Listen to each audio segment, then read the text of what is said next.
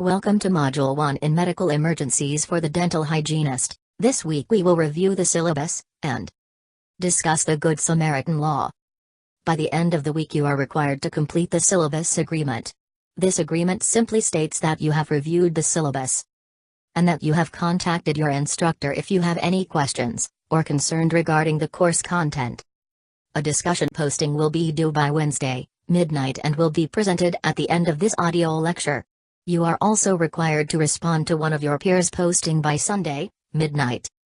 Course evaluation is determined by the following, and must be completed with a 75% proficiency to successfully pass this course. An incomplete will be given for the semester if the minimum proficiency grade is not obtained, or if the required assignments have not all been completed. It is the responsibility of the student to familiarize themselves with all of the course policies, calendar of events, required reading materials, and assignments. There will be 2 exams in this course, a midterm and a final. Each exam will be 50 questions, and the questions will be selected from the quiz bank and video lectures. The answers to these questions can be found in your textbook and in the assigned video lectures for the modules. You will have 75 minutes to complete each exam, and only one attempt is allowed. Each exam will constitute 20% of your final course grade. It is required that you pass the final exam with a 75% or higher to successfully complete this course and remain in the dental hygiene program. It is in your best interest to answer the assigned sample questions in the quiz bank for each module to do well on these exams. Weekly discussion postings and responses are required in 10 of the course modules. 10 initial postings and 10 follow-up responses will be worth 150 points, and constitute 15% of your final grade. The 50-word minimum for each initial posting and response is intended to restrict the writing of unnecessary content and drive the discussions to in-depth contributions and provoking subject matter. Postings filled with fluff responses will be graded harshly, and greetings and salutations will not be counted in the word requirements. Failure to participate in 2 discussion postings or 2 discussion responses will reduce your final grade by 1 letter and place you on academic warning. Further lack of participation may constitute a D or F in the course and dismissal from the program. Each posting will be graded by a rubric. This rubric can be found in the course content. All initial discussion postings are due by midnight on Wednesdays. All response postings are due by midnight on Sunday. It is not your instructor's responsibility to guide these discussions. These postings are intended as a means for the exchange of information among your peers and serve as your participation grade in the course. The 49 PowerPoint slide project is worth 125 points. When completed, it will constitute 12.5% of your final grade. The project is a collection of slides intended to be a reference on medical emergencies that could occur in the dental office. It should be converted to a PDF document and placed in your clinic notebook when completed. Each of the 3 assignments have specific conditions and a template is provided. More information on completing these slides can be found in the modules they are due. The agenda pages in these modules provides more details for each of the PowerPoint assignments. A template for each of the PowerPoint assignments is provided. Please follow it carefully and restrict your slides to only 2 for each condition. Later in the course you will use the PowerPoint slides to complete assignment 4.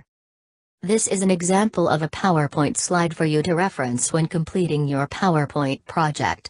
There is a requirement and limitation of 2 slides per condition. You will be graded on content and proper PowerPoint formatting. These guidelines restrict text to simple and short phrases, incorporates the use of bullets to highlight statements, and eliminates the use of sentence structure and punctuation. Assignment 4 will be a video project and constitute 30% of your final grade. Each student will be assigned to a group to complete this assignment. The groups and content for the presentation is found in the syllabus and represented in this slide. The PowerPoint slides created in assignments 1 through 3 will be used as the template for assignment 4. Details for creating this video project can be found in the agenda page of Module 14. The course grading scale is as follows. Take a moment to familiarize yourself with the breakdown between grades. The agenda pages for each module are at the heart of the online course. They include all information necessary to complete the weekly coursework and instruction for assignments. Please read them carefully and often. They will provide links to the video lectures, discussion boards, quiz question bank, assignments, assignment drop boxes, and exams. The Good Samaritan law states that any healthcare provider, including a hospital employee who is providing emergency services, shall not be held liable for any civil damages as a result of providing medical care or treatment, unless such damages result from providing, or failing to provide, medical care or treatment under circumstances demonstrating a reckless disregard for the consequences so as to affect the life or health of another. A copy of this complete law can be found in the course syllabus. The following short video will provide more information on the practice of this law. You have another reason to fear getting involved. Getting involved could mean getting sued. So if you decide to help your fellow man, woman, person, you should know there are legal considerations. The general rule is that you have no obligation to help someone in an emergency. Guy's having a heart attack, you don't care, you walk on. Unless you cause the problem, normally you don't have any legal responsibility. To encourage us to help one another, most states have created what are called Good Samaritan laws. These are laws designed to limit liability for doctors and others that help in emergency situations. A few states, like California, have expanded the law to include folks that give CPR. But if you don't fall in one of these special categories, you could be blamed, you could be sued for negligence if the help you offer does more harm than good. So you've watched a few too many Marcus Welby MDs and you think you can help the victim of a motor vehicle accident. You move the guy and you aggravate existing neck or back injuries. You could be responsible. Now, I'm not trying to talk you out of coming to the rescue, just be smart about it. If you have a CPR or other certification, make sure it's current so that you can take advantage of any state protection. If you can find professional help, do it. And don't get in over your head. The idea is to help the victim. You'll only make things worse if you don't really know what you're doing. And once you decide to help, stay with it until authorities or medical help arrives. The law seems harsh, but it's designed to protect the victim, not punish the Good Samaritan. Remembering this simple idea when you face an emergency situation will give you the legal edge. I'm attorney Michael James Bryant. Please address the following for your discussion posting this week. Share with your class an event you may have experienced or witnessed involving the Good Samaritan law. Did you worry that the assistance provided would cause more damage or have legal ramifications? Please post your initial posting by Wednesday midnight and complete a response to one of your peers by Sunday midnight. This concludes your audio lecture for this week.